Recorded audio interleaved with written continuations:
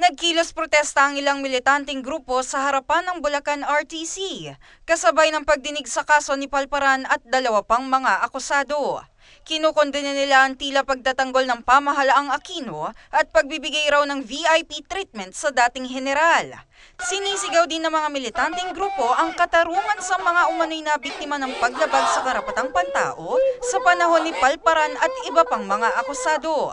Nang matapos ang pagdinig, bantay sarado si Palparan matapos iutos ng korte na ikulong ito sa Bulacan Provincial Jail. Sa likuran ng Malolos RTC, idinaan ng akusado, ngunit nagsunuran doon ng mga militante. Sumiklab ang tensyon matapos nasugurin ng mga rallyista ang security cordon ni Palparan.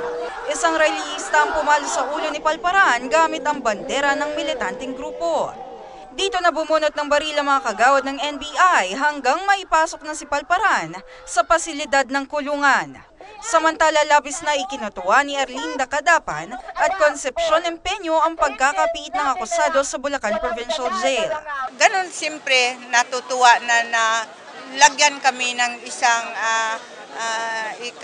success sa aming mga paghihirap. Ngunit naggingit-ngit pa rin dahil hanggang ngayon nasa complete denial pa rin sa mga ginawa niya at parang sa nakikita ko hindi talaga siya bibigay para sasabihin kung nasaan ang aming anak. Pero pipigain namin sa korte sa lahat na paraan kung paano namin makukuha o nasaan malalaman kung saan ang aming mga anak. Ang ayaw ko naman doong nangyari kanina, inaambang kami ng baril. Ano ba kami? Mga kriminal? Sa ibang bansa walang ganunan eh. NBI. Kaya sabi ko wala namang ganyanan. Kasi sumisigaw lang naman kami, hanggang boses lang naman kami.